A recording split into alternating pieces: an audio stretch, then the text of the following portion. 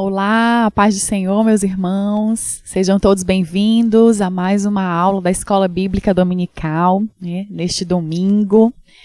Estamos felizes por estar concluindo mais um trimestre, né, mais uma lição bíblica que o Senhor tem nos dado a alegria de rever esse tema, né, de estudar mais uma vez a vida desse homem, Jeremias.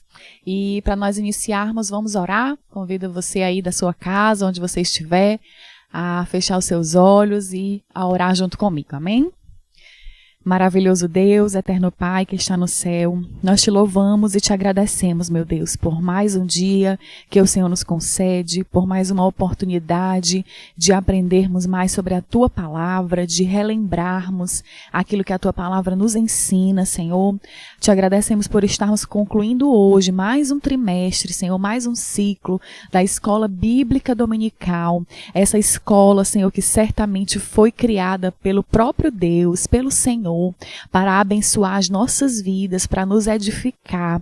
Oh, Senhor, que Tu venhas abençoar cada aluno da Escola Bíblica Dominical, cada um dos que estão conectados agora para assistir essa aula, Senhor, para serem ministrados, não por mim, Senhor, mas pelo Teu Espírito Santo, Pai. Abençoa cada um, meu Deus, e aqueles que ainda não se despertaram, Pai, para participar, para serem alunos da maior escola, Senhor, que eles possam ter esse desejo de aprender, de estar reunidos, ou no templo, Senhor, ou agora nesse momento em casa, mas reunidos para ouvir a Tua voz e aprender mais da Tua palavra. Nos abençoa, Senhor.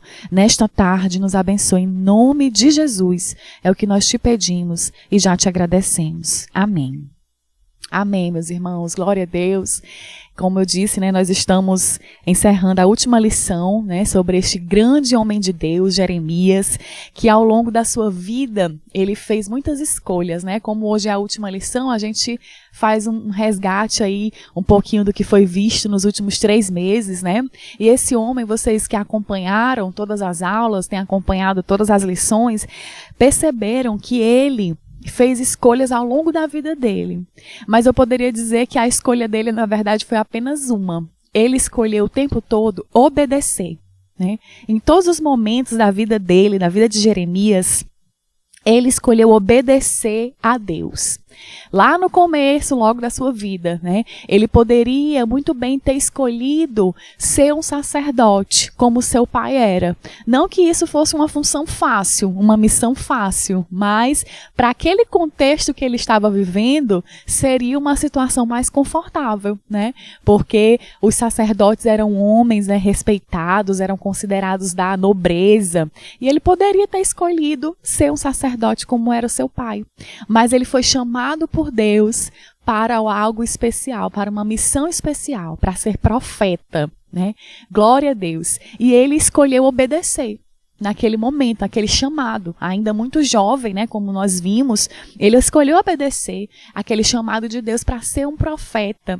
Mas não era ser um profeta em qualquer contexto, em qualquer situação. Era ser um profeta num contexto muito difícil, né? Para o povo de Judá, para o povo de Jerusalém. Era muito difícil. As notícias, né? As mensagens de Deus que ele entregaria para aquele povo não eram mensagens fáceis, né? A gente fica imaginando situações quando a gente precisa dizer para alguém uma notícia triste, né? Uma notícia ruim de uma enfermidade ou mesmo de morte, pois a vida inteira de Jeremias ele precisou dar notícias que não eram muito agradáveis de se ouvir, mas ele escolheu obedecer a Deus e se tornou um profeta ali bem cedo, né? No início da sua vida, ainda bem jovem, naquela época tão difícil. E outro momento da vida dele muito marcante, quando ele estava na idade de se casar, o que ele fez? O que Deus revelou para ele? Deus disse para ele que ele não deveria se casar. Ele não deveria contrair casamento. E mais uma vez Jeremias escolhe obedecer a Deus, né? Deus diz para ele que ele não deveria se casar. A caminhada dele seria solitária. Ele e Deus, né? E ele obedece. Mais uma vez ele obedece a Deus. E na última aula, né, no domingo passado, nós vimos um outro momento que Jeremias também faz uma escolha. que foi quando ele poderia escolher entre ir para a Babilônia e ter uma certa proteção, certo cuidado humano ali, mas a escolha dele foi ficar naquela terra arrasada, né? Ele poderia escolher entre as duas coisas, ou ir para a Babilônia ou ficar em Jerusalém. E ele escolhe ficar junto com o povo. E eu fico pensando, meu Deus, ele já tinha passado por tantas coisas, ele já tinha passado por tanto sofrimento, né, por tanta rejeição de cada palavra, de cada profecia que ele entregava. Ele era rejeitado, mas ainda assim ele escolhe permanecer junto daquele povo, naquela terra ali que estava tão diferente da Jerusalém que ele conhecia. Glória a Deus pela vida desse homem e pela oportunidade que o Senhor tem nos dado de estudar sobre ele, né? E quando eu pensei, né, sobre isso, eu fiquei refletindo, irmãos, quantas vezes nós queremos, né, com nosso jeito imediatista de ser, né?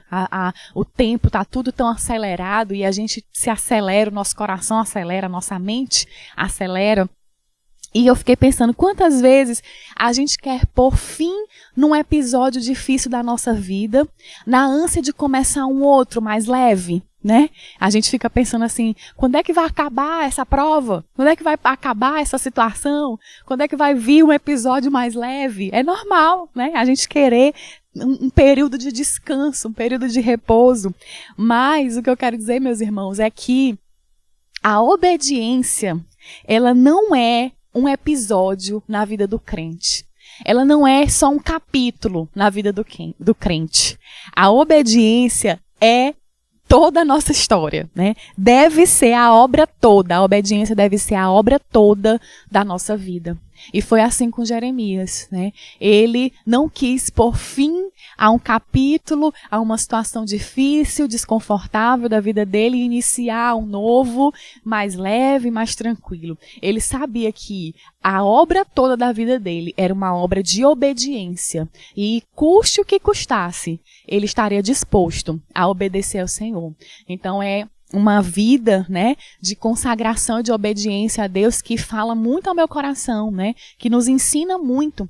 Nós precisamos estar dispostos a obedecer ao Senhor, ainda que não venham na nossa vida episódios, capítulos que a gente gostaria, né, pausas, momentos assim de descanso, né?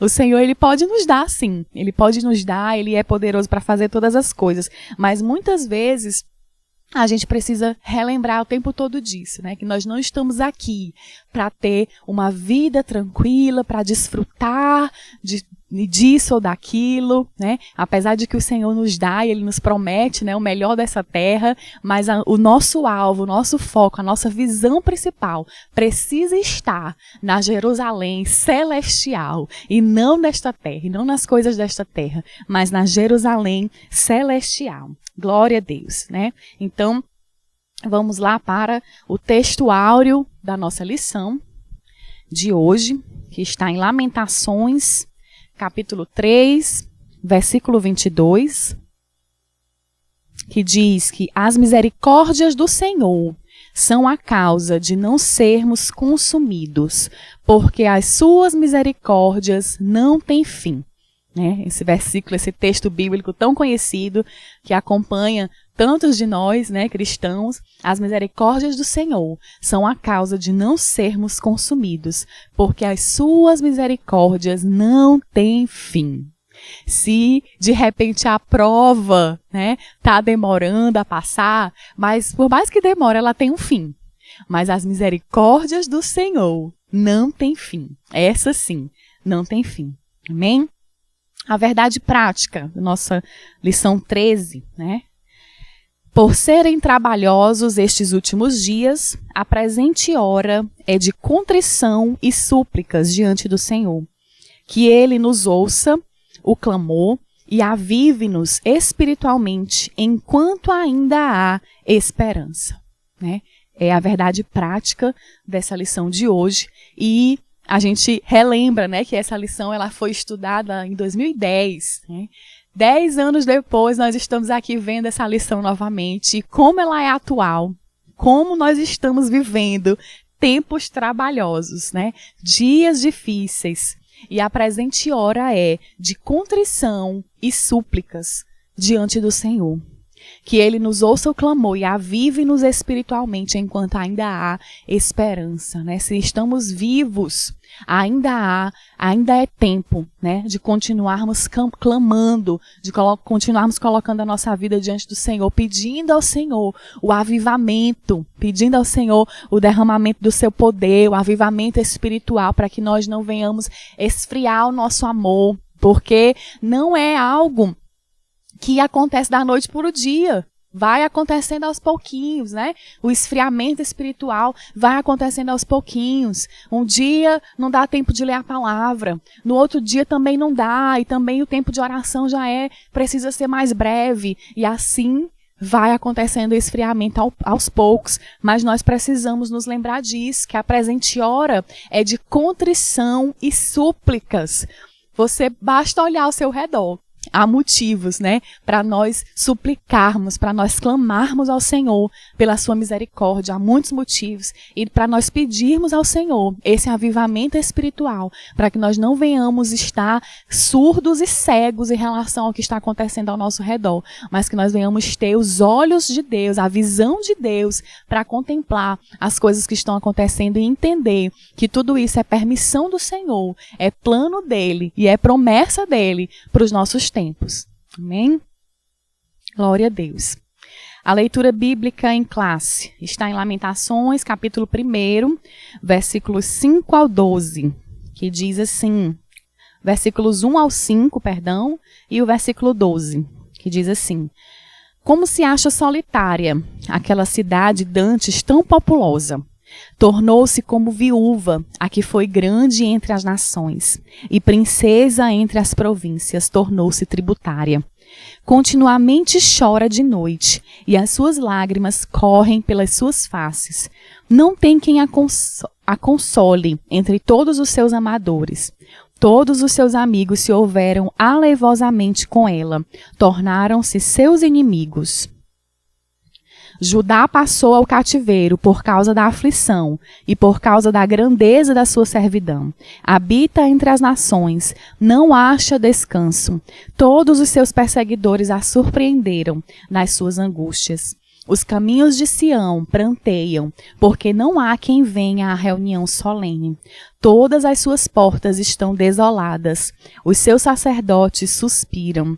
As suas virgens estão tristes, e ela mesma tem amargura. Os seus adversários a dominaram, os seus inimigos prosperam, porque o Senhor a entristeceu por causa da multidão das suas prevaricações. Os seus filhinhos vão em cativeiro na frente do adversário.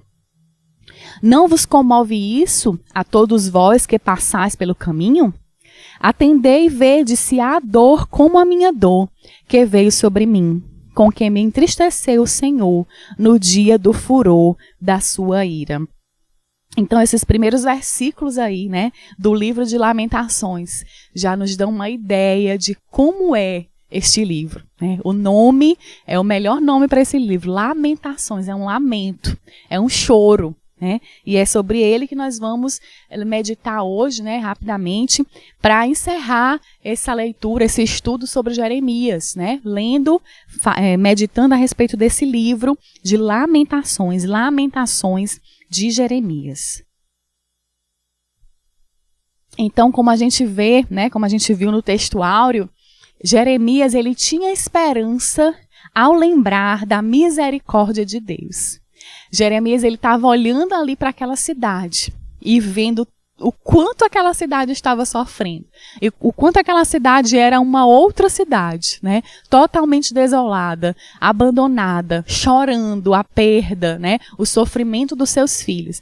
Mas mesmo olhando para tantas coisas ruins, né? Todo lado que ele olhava, ele via uma notícia ruim.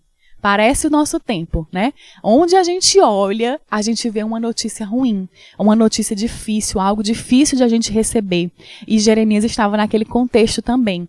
Mas ele tinha esperança ao lembrar da misericórdia de Deus. Ele sabia que a misericórdia de Deus não tinha fim, não ia se acabar por causa daquele momento ali de sofrimento, né, que estavam passando. E eu pergunto, meus irmãos, em tempos de crise, o que é que lhe traz esperança? Em tempos de crise, é muito fácil a gente olhar para o problema. É muito mais fácil, né? A gente está envolvido na situação difícil, na situação de crise. Se é o desemprego, se é a doença, né? Algo que nos afeta profundamente. É quando a nossa saúde é afetada ou de alguém que nós amamos, dos nossos, né? Porque a gente vê o quanto a gente é pequeno, o quanto a gente é frágil, né? E nesses tempos aí de pandemia, como nós temos passado por situações desse tipo, como nós temos lutado, né? Recebido notícias que são difíceis de pessoas nossas ou de nós mesmos, né? Enfrentando questões relacionadas à nossa saúde. Então é tão difícil tirar o foco daquilo que naquele momento está gritando, mas nós precisamos fazer esse exercício de meditar no que nos traz esperança na hora da crise. E eu digo para os irmãos, né, que algo que pode nos trazer esperança é olhar para o passado. Mas com muito cuidado, não olhar para o passado para se lembrar das coisas ruins, das coisas difíceis. Mas olhar para o passado com um olhar de gratidão. Eu passei por ele. Aquela luta que foi grande, que eu achei que eu ia morrer, eu passei. Eu venci, o Senhor me deu vitória, eu estou aqui hoje enfrentando uma nova luta, mas eu olho para o passado e me lembro que já venci muitas provas, né? Já venci muitas situações difíceis, já vivenciei milagres, e é esse o exercício que eu quero convidar você, meu irmão, a fazer. Pode ser imediatamente após esse momento aqui, né, da aula. Você pode escrever, pegue um papel e uma caneta e escreva, liste, faça uma lista daquilo que lhe traz esperança, daquilo que você já vivenciou com o Senhor. O número 1 lá que você vai colocar é a salvação em Cristo. Só isso, meus irmãos, já é motivo de sobra para nós glorificarmos ao Senhor. Porque ainda que a prova não venha chegar ao fim, que o fim seja a morte, que o Senhor nos leve, né? Que o Senhor colha a nossa vida, nós já temos motivos para glorificar, né? Porque, como disse o apóstolo Paulo, para mim, o viver é Cristo e o morrer é lucro. Né? Porque a certeza que nós temos é de que estaremos com o Senhor. Então, faça essa lista de motivos que você tem para ter esperança. O Senhor me livrou naquela ocasião, então eu tenho esperança de que Ele pode fazer novamente, né? E tem até um hino da harpa que fala a respeito disso, né? Um hino da harpa que fala para nós contarmos as bênçãos. Conte as bênçãos. Dize quantas são recebidas da divina mão. Vem dizê-las todas de uma vez e verás surpreso quanto Deus já fez. Porque, mais uma vez eu digo, irmãos, às vezes a nossa tendência é naturalmente falar das lutas, falar das provas. Se alguém pergunta como é que você está, eu estou bem, mas eu estou enfrentando isso, eu estou enfrentando aquilo, está difícil assim, está difícil ali. Essa é a nossa tendência, porque é onde está apertando o calo, né? É onde está gritando, é o que está gritando ali naquele momento. Mas o nosso mais deve ser: o Senhor já me deu vitória no passado. Se eu for contar as bênçãos, a lista vai ser grande. E eu creio que esse mesmo Deus está vivo e Ele pode fazer coisas novas mais uma vez na minha vida. Em nome de Jesus. Os objetivos da nossa lição de hoje, irmãos. São 3 objetivos, né? O primeiro é definir tema, local, data, importância e propósito das lamentações de Jeremias. O segundo é comparar o lamento de Jeremias ao de Cristo. E o terceiro é explicar o porquê da necessidade de se lamentar diante de Deus, né? Então são esses 3 tópicos que nós vamos nos aprofundar um pouquinho nesta aula. E aí tem um panorama, né, do livro de Lamentações, né, registra algumas informações principais. O propósito desse livro é ensinar as pessoas que desobedecer a Deus é trazer desgraça à própria vida e mostrar que Deus sofre quando o seu povo sofre. Esse é o propósito do livro de Lamentações. O autor, há um consenso, né, que o autor deste livro é Jeremias, Lamentações de Jeremias, por várias coisas, né, palavras, aspectos comuns ao livro de Jeremias. A data, muito provavelmente, foi logo após a queda de Jerusalém, em 585, 586 a.C.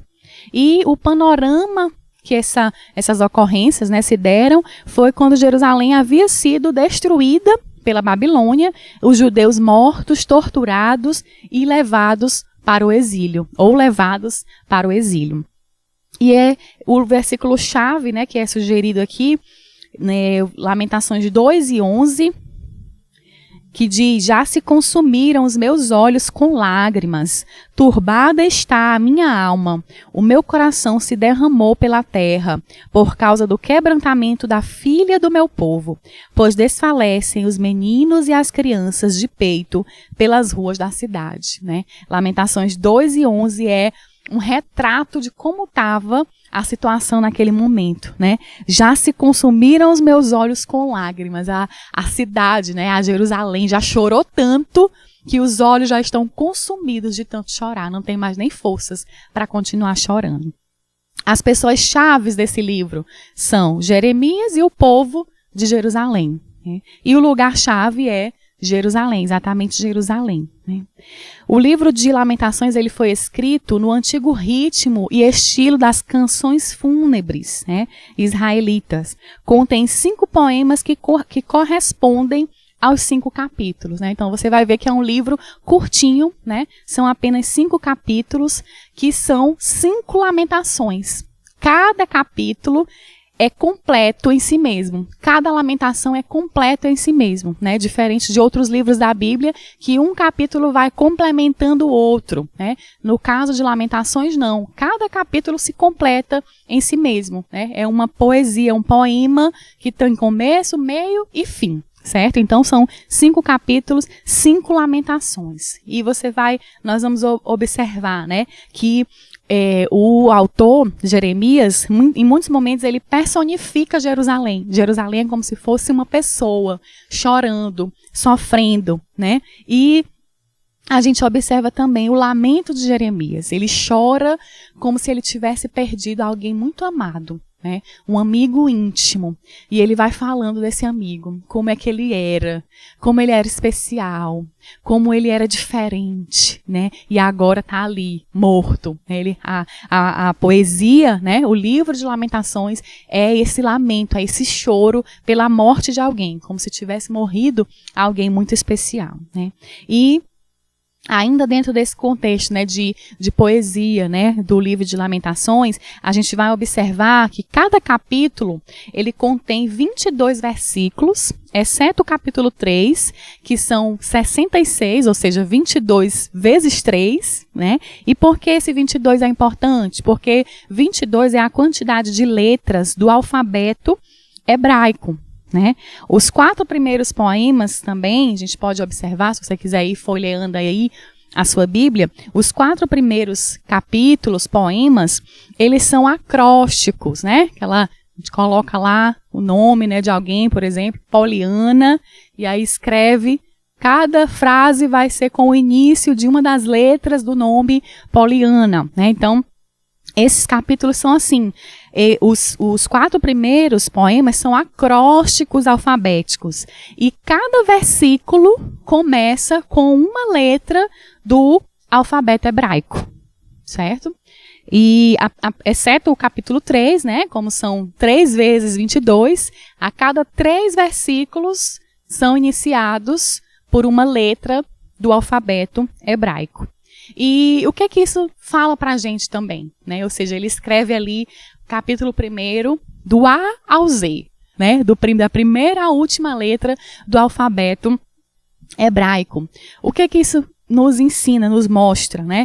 O comentarista da Bíblia, né, de estudo pentecostal, ele fala que essa composição, essa forma como Jeremias escreveu esses poemas, nos dá a ideia de que os lamentos têm começo, mas tem fim, né? Então isso é muito especial para a gente também. Ele vai do A ao Z, por mais que demore, mas ele chega ao fim. Glória a Deus por isso. E Jeremias, ele tinha, né, essa esperança. Por isso que hoje nós estamos falando sobre esperança em tempos de crise. Porque Jeremias tinha esperança, por mais difícil e conflituoso que fosse o momento que ele estivesse vivendo ali. Né? Então, o livro de Jeremias, de Lamentações de Jeremias, é composto exclusivamente, como nós vamos ver, exclusivamente com poemas de pesar. Quando se fala em poema e poesia, a gente pensa logo em algo bonito, né? Algo que vai acalmar, alegrar. Mas nesse caso são poemas de pesar. É um choro, é um lamento de Jeremias pelo contexto de Jerusalém, certo? E algumas características particulares, né? O primeiro é que Jeremias lamenta por Jerusalém, no capítulo 1, do 1 ao 22, capítulo 1 inteiro, ele lamenta por Jerusalém. No capítulo 2, ele vai falar sobre a ira de Deus por causa do pecado. No capítulo 3, ele fala sobre a esperança em meio à aflição. E justamente esse capítulo é o capítulo maior do livro, né? São 3 vezes 22, são 66 versículos. E o capítulo 4 vai falar da ira de Deus que é aplacada. E o capítulo 5, Jeremias roga por restauração. O capítulo começa com uma oração de Jeremias a Deus. Então, Jeremias, nesse livro de Lamentações, ele demonstra ali, né, ele mostra toda a sua dor e agonia, né? Toda a sua dor e agonia por estar vendo de perto com os próprios olhos. Ele já vinha sofrendo, né, como nós vimos, ao ter que profetizar, ao ter que entregar a mensagem de Deus para aquele povo, para os reis, enfim. Ele já chorava, ele se lamentava, ele sentia a dor por ter que entregar mensagens tão difíceis, tão duras. E agora ele estava num contexto de ter visto de perto com os próprios olhos. Ele não apenas entregou a mensagem e, por ser profeta, conseguiu visualizar, né, viu o que queria acontecer, mas agora ele estava realmente vivenciando a realidade, né, da ira de Deus, da justiça de Deus sobre aquele povo ali que havia desobedecido e se afastado do Senhor. Então Jeremias mostra toda a sua dor e agonia, né? Ele escolhe as palavras, ele usa, né, o máximo de vocabulário para demonstrar como ele estava sofrendo, como ele estava sentindo dor por aquela situação. Então, o autor da lição, né, o comentarista da lição, ele fala sobre uma insuperável poesia, né? Numa insuperável poesia, Jeremias se identifica como o homem que viu a aflição do seu povo. Ele viu de perto a aflição do seu povo. Mas ele encontra esperança onde não havia nenhuma esperança. É como se ele olhasse para uma floresta devastada por um incêndio, por alguma, né, ação humana, e ele conseguisse ver ali um pedacinho verde que iria florescer. Né? Jeremias, ele conseguiu ver esperança, por isso a cor da esperança, né, é verde. Ele conseguiu ver ali um pouquinho, uma pontinha de esperança, onde parecia não haver nada, só cinza, só destruição, um cenário caótico de guerra, né? Então, ele conseguiu ver esperança onde nenhuma havia. Então, nós também podemos, por mais difícil que seja a situação que porventura estejamos enfrentando, meus irmãos, que nós possamos enxergar a esperança. Por mais que a gente olhe e pense, nenhuma esperança há, que a gente possa encontrar esperança em Cristo, nas misericórdias dele, que não tem fim. Amém? O primeiro ponto, né, o primeiro tópico da lição fala, né, aborda o que são as lamentações de Jeremias. Né? As lamentações na Bíblia hebraica. Então, no Antigo Testamento, usado pelos judeus, as lamentações de Jeremias encontram-se entre os chamados 5 rolos. Né? Originalmente, as lamentações de Jeremias encontram-se junto com os livros de Ruth, Esté, Eclesiastes e Cantares. Era um combo aí de 5, né? Estava junto com esses livros, mas com a tradução do Antigo Testamento para o grego, né, na Septuaginta, os 70 resolveram colocar as lamentações logo após o livro do profeta Jeremias, né? Ficou juntinho o livro do outro, do mesmo autor, né? Um pertinho do outro, e a Bíblia que nós temos hoje é dessa maneira, certo? O livro de Lamentações fica logo após ao livro de Jeremias, certo? O tema e a data, né? O importante é falar aqui que a gente vê que as profecias de Jeremias se cumprem, né? O livro de Lamentações já é um pós.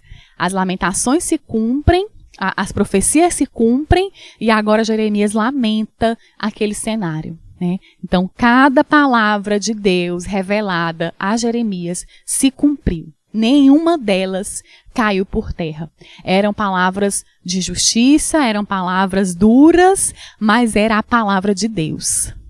Então, meus irmãos, isso nos ensina muito, né? A palavra do Senhor tem se cumprido e vai se cumprir plenamente. Glória a Deus. Nenhuma delas vai cair por terra, né? Então, se Deus tem falado palavras de bênção para a sua família, para a sua casa, de salvação, de milagres, de vitória, não deixe de crer, né? Nenhuma delas vai cair por terra. Amém? Assim como a palavra de Deus, a Bíblia, que fala sobre o juízo, mas que fala também sobre um tempo que o Senhor vai buscar a sua igreja e nos levar para o céu de glória. Essa palavra vai se cumprir. Se você, de repente, está assistindo essa aula e ainda não conhece o Senhor Jesus, ou se afastou dos caminhos dele, não perca mais tempo, porque cada palavra do Senhor vai se cumprir. Ele é fiel para cumprir cada palavra dele. E a gente vê ali um homem de Deus. No livro de Lamentações, a gente vê ali um homem de Deus. Segundo o pastor e missionário Donald Stamps, assim haveremos de sumariar o tema das Lamentações de Jeremias. Tristeza presente e esperança futura. Eu estou triste hoje. Eu estou com dor, eu estou lamentando a perda, a morte de alguém que eu amo. Mas eu tenho certeza, né, de uma esperança futura. E essa esperança, né, porque às vezes a gente escuta essa palavra, a esperança é a última que morre. Mas é aquela coisa, eu tenho esperança, pode acontecer e pode não acontecer. Mas no caso do cristão, a esperança é a certeza. Né? Nós só estamos mesmo esperando se cumprir, porque nós temos certeza que vai. Amém? Glória a Deus.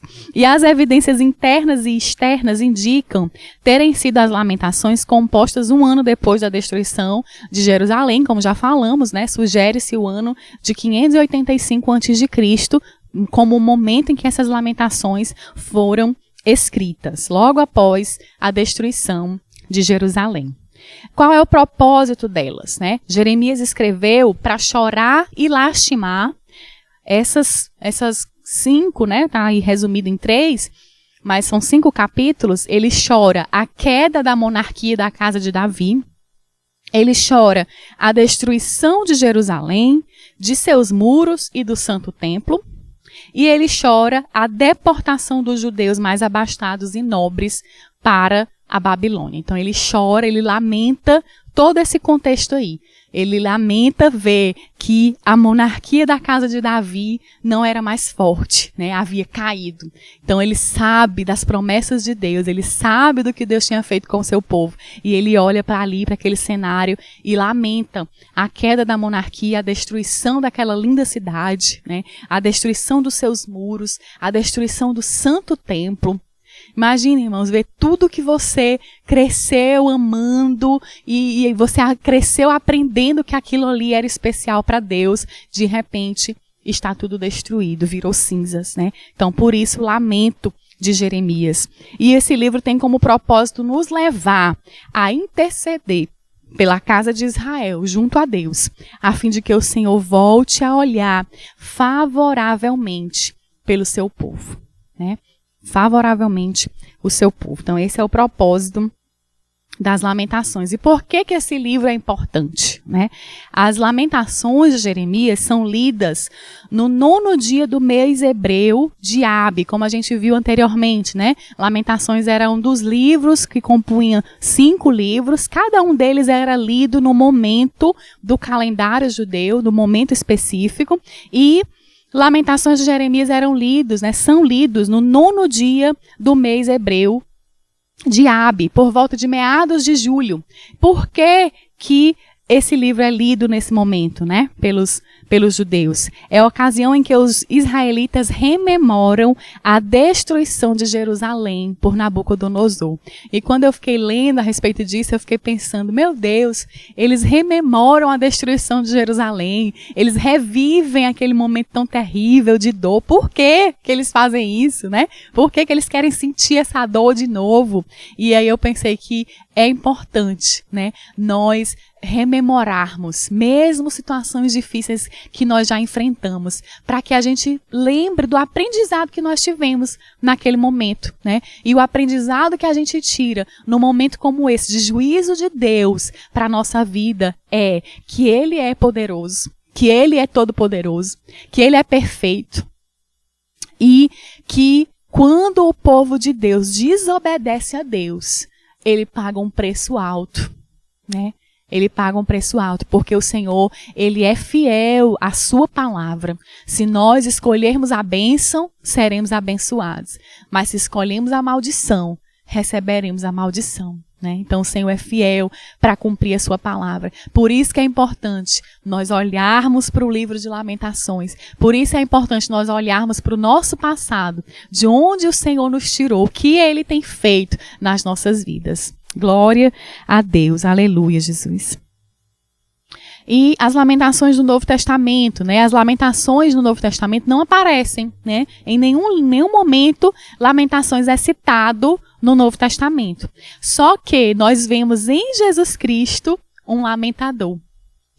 Em alguns momentos nós temos essa oportunidade de ver no Novo Testamento, em Jesus, um lamentador que em vários aspectos lembra Jeremias. A semelhança de Jeremias, Jesus chorou a sorte de Jerusalém e dos filhos de Abraão.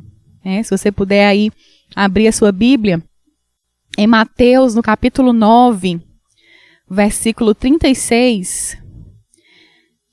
Mateus, capítulo 9. O versículo 36 diz: E vendo a multidão, teve grande compaixão deles, porque andavam desgarrados e errantes, como ovelhas que não têm pastor. Então Jesus, ele olhava para aquele povo e lamentava. Via a tragédia espiritual na vida daquele povo, a pobreza espiritual na vida daquele povo. Ele olhava e via que eram como ovelhas que não têm pastor. Um outro texto nos mostra também como Jesus lamentou, assim como Jeremias, né? Chorou. Em Lucas 19, 41. Lucas 19, versículo 41. Diz: E quando ia chegando, vendo a cidade, chorou sobre ela. Jesus estava chegando ali em Jerusalém. Quando ele viu a cidade, chorou sobre ela, dizendo: Ah, se tu conhecesses também, ao menos neste dia, o que à tua paz pertence, mas agora isso está encoberto aos teus olhos. Porque dias virão sobre ti em que os teus inimigos te cercarão de trincheiras e te sitiarão e te estreitarão de todas as bandas e te derribarão, a ti e a teus filhos que dentro de ti estiverem, e não deixarão em ti pedra sobre pedra, pois que não conheceste o tempo da tua visitação. Então, olha como é semelhante, né? A lamentação de Jesus. Ao chegar ali em Jerusalém, ele olhou para a cidade e ele chorou. Oh, Jesus, glória a Deus. Isso nos ensina, meus irmãos, nos mostra, nos convida a uma reflexão, né? Nós temos lamentado e chorado pelas causas de Cristo? Ou nós temos sido insensíveis? A gente está correndo tanto, tão ocupado, o nosso dia a dia está tão cheio, que a gente não tem mais tempo, não tem mais sensibilidade para chorar pelas causas de Cristo? Jeremias chorou e o próprio Cristo chorou, né? Ao ver o sofrimento do povo, ao ver a frieza espiritual. Quando a gente sabe da queda de alguém, isso nos entristece, isso move o nosso coração, nos faz cair de joelhos e orar e clamar por aquela vida? Ou a gente apenas aponta o dedo e pensa, mas é cumprimento da palavra, a palavra de Deus diz que nesses últimos dias o amor de muitos esfriará. né? E aí a gente vai citando até a palavra de uma forma insensível. A gente pode sim e deve, né, citar a palavra nas nossas orações, mas é clamando ao Senhor, chorando, lamentando pelas causas de Cristo, lamentando por tantas coisas terríveis que temos visto, né? Tantas coisas ruins, dias tão maus que temos vivido. O Senhor nos convida a fazer como Jeremias e como Ele mesmo, Cristo, que lamentou e chorou pela causa do povo de Deus, né? Aleluia. O segundo tópico, irmãos, nos fala desse homem que viu todas as dores de Jerusalém, né? Ele era um homem de dores. Assim identifica-se o profeta em suas lamentações. Eu sou o homem que viu a aflição pela vara do teu furor. Lamentações 3:1. Ao mesmo tempo, declina ele o tema do seu livro, a aflição. É o tema do seu livro. E aí eu pergunto, Jeremias, será que ele era um homem fraco emocionalmente? Ele era um homem fraco e emocionalmente abalado? Né? Não, na verdade não era. Ele era um homem que sofria, que sentia a dor do povo nos seus ossos, né? Ele era um homem sensível à dor do povo de Deus. Mas ele não era um homem fraco e emocionalmente abalado, né? Pelo contrário, como a gente vê aqui, apesar de Lamentações falar muito sobre a aflição, fala também sobre esperança em meio à aflição. Então ele era um homem que tinha fé, que tinha esperança, certeza num Deus cujas misericórdias não têm fim, né? Esse era Jeremias. E aí eu pergunto a você e a mim também, né? Eu e você, meu irmão, temos coragem e determinação para sofrer as aflições e angústias do povo de Deus? Né? Nós temos coragem e determinação para sofrer as aflições e angústias do povo de Deus? Vamos abrir aí a nossa Bíblia em 1 Coríntios 12, versículos 25 ao 27, que diz: para que não haja divisão no corpo, mas antes tenham os membros igual cuidado uns dos outros. De maneira que se um membro padece, todos os membros padecem com ele. E se um membro é honrado, todos os membros se regozijam com ele. Ora, vós sois o corpo de Cristo e seus membros em particular. Mais uma vez, né? É um chamado para que nós nos lembremos disso. Nós somos um corpo. Eu sou membro deste corpo. Você é membro deste corpo. Quando a gente machuca o dedinho mindinho, né? Numa quina de uma parede, a gente sente uma dor terrível, né? E como membros do corpo de Cristo, nós estamos sentindo a dor uns dos outros. O Senhor nos convida a isso, né? Nós temos tido a oportunidade, temos sido convidados aqui na ADcidade a participarmos, né, de uma trilha do discipulado, a voltarmos, na verdade, não é nada inovador, não é nada novo, né? A voltarmos, na verdade, àquilo que a palavra de Deus nos ensina, que nós devemos caminhar juntos, devemos cuidar uns dos outros, né? E nós temos sido convidados a lembrar a respeito disso. O discipulado é isso, é nos lembrar quais são as características de um membro de igreja? Quais são as características de um membro do corpo de Cristo? O membro do corpo de Cristo é alguém que chora quando o outro membro está sofrendo, que lamenta quando o outro membro está sofrendo, que ajuda, que faz alguma coisa pelo irmão, né? Pelo membro desse corpo de Cristo. Porque nós não somos independentes uns dos outros. Pelo contrário, nós dependemos uns dos outros, porque nós somos partes do mesmo corpo. Glória a Deus. A lamentação das lamentações, né? O profeta descreve todo o seu sofrer nesse livro. Acredito que em toda a Bíblia, é o que o autor da lição bíblica diz, não há sofrimento semelhante ao seu.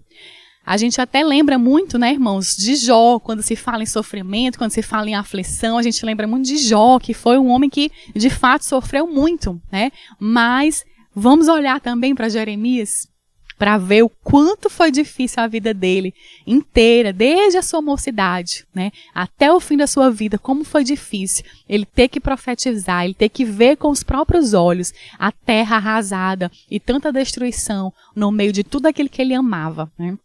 Então o autor, comentarista da lição, fala sobre isso, e ele diz que a única exceção é a do Senhor Jesus, que haveria de ser conhecido como homem de dores e que sabe o que é padecer.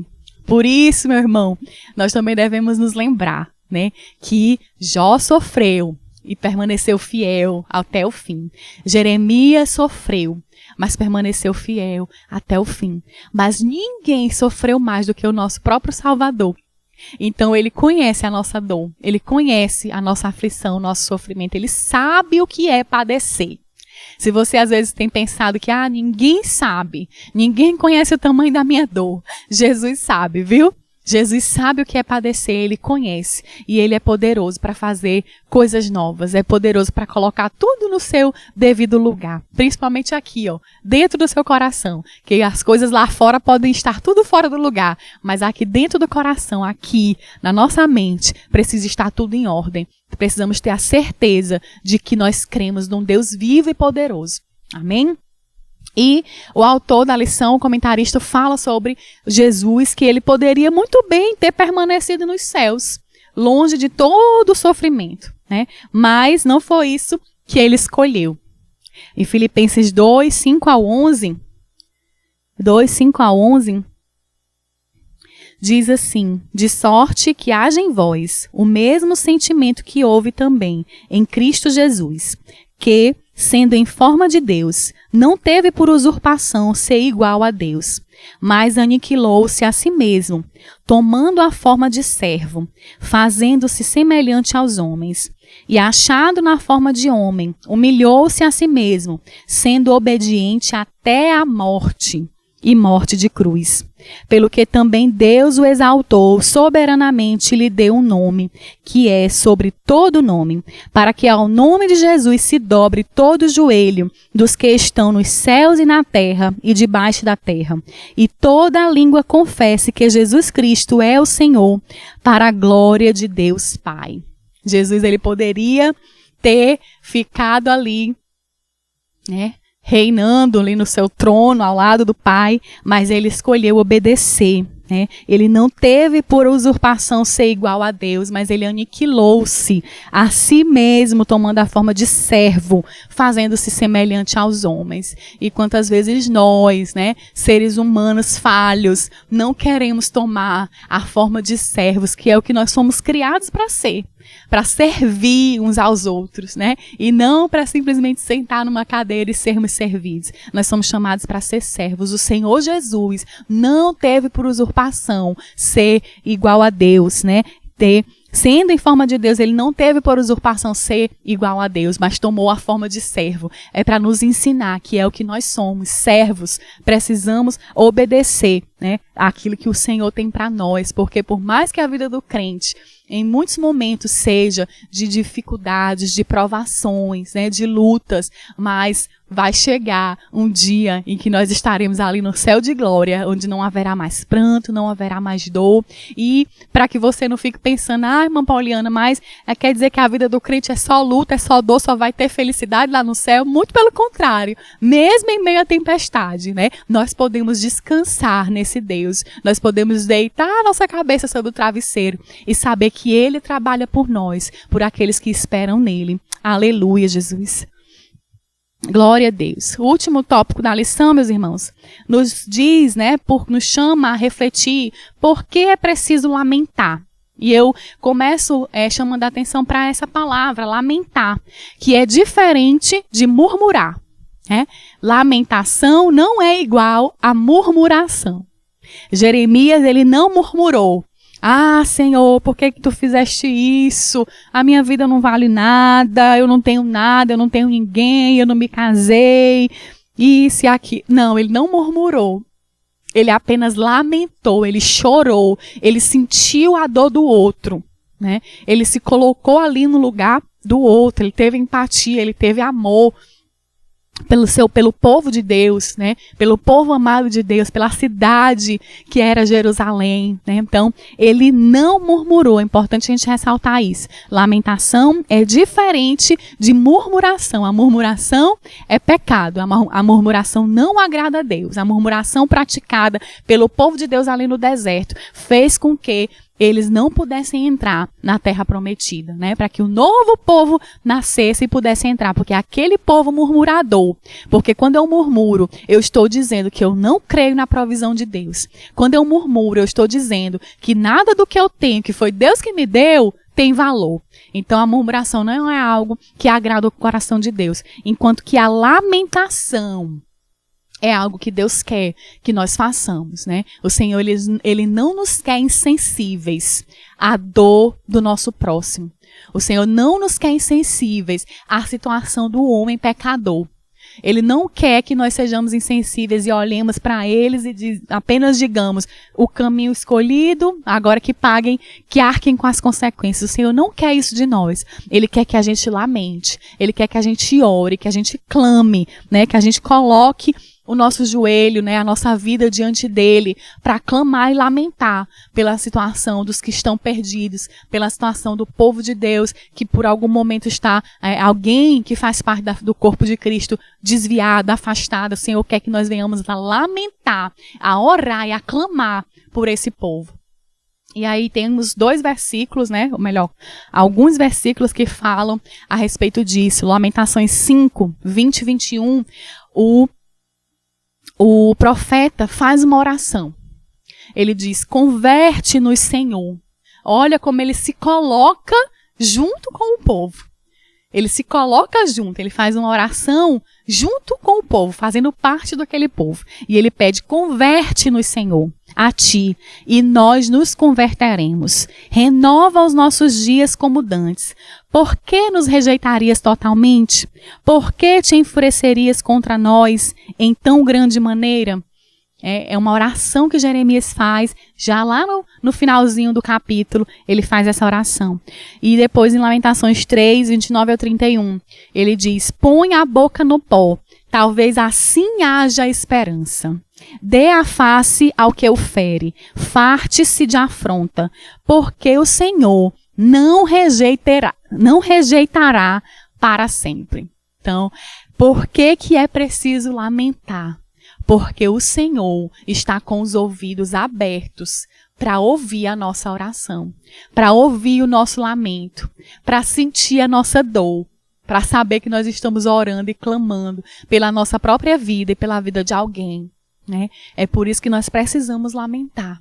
Porque, como diz aí no finalzinho, o Senhor não rejeitará para sempre, em nome de Jesus. O Senhor não rejeitará para sempre. Creia. Meus amados irmãos, vocês, mães, pais que têm um filho afastado dos caminhos do Senhor, creia que o Senhor está com os ouvidos abertos para ouvir o seu lamento, para ouvir a sua oração. E Ele é poderoso para dar um fim, né, aos dias de luta, aos dias de dor, aos dias de luto. Em nome de Jesus, o Senhor, Ele está pronto para nos ouvir. Por isso que nós precisamos lamentar e não murmurar. Lamentar, orar, clamar, sentir a dor. Esse é o aprendizado que eu tiro, né, nesse dia, nessa aula. É ser sensível, ter sensibilidade, assim como Jeremias teve, de sentir na pele, nos ossos, a dor, a aflição pelo povo de Deus que estava padecendo por conta dos seus próprios pecados, por conta da sua própria desobediência. Mas ele não se colocou no lugar de juiz e apontou o dedo e disse, está vendo? Estão recebendo apenas o que plantaram, estão colhendo o que plantaram, né?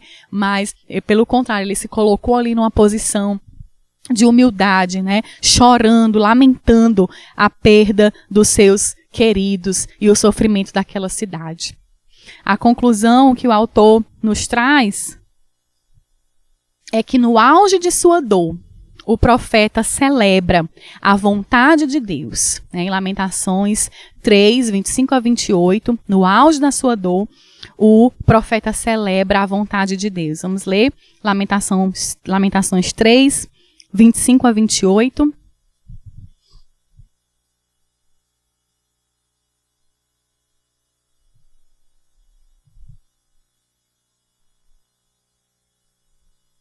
Lamentações 3, 25 a 28 diz: Bom é o Senhor para os que se atêm a ele, para a alma que o busca.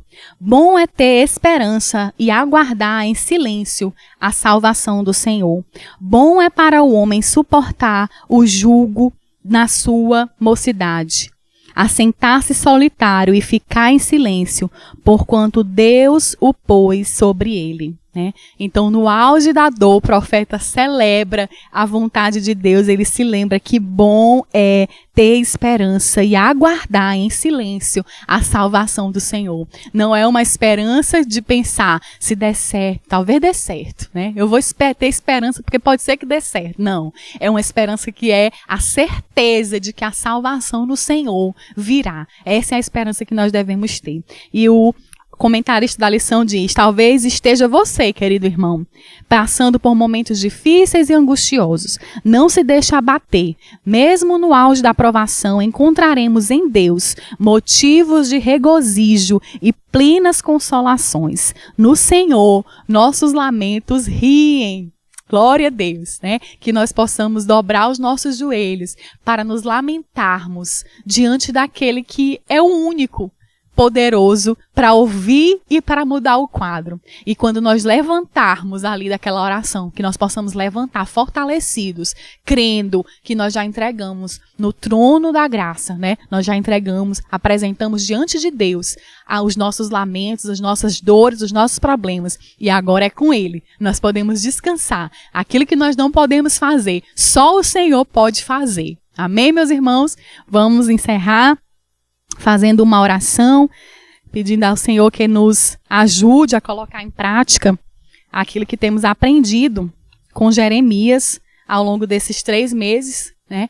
Nós possamos colocar em prática o aprendizado desse tempo e possamos ser sensíveis como aquele homem, né? Reforço que Jeremias, ele não era um homem emocionalmente abalado, pelo contrário, ele era um homem muito sensível à voz de Deus, a dor do povo de Deus, mas ele era um homem que tinha profunda esperança e certeza de que a salvação viria e de que Deus é um Deus misericordioso e as suas misericórdias não têm fim. Que Deus abençoe a sua casa, a sua família e que você possa compartilhar do amor de Deus, da salvação de Deus na sua casa para muitas vidas. Oremos.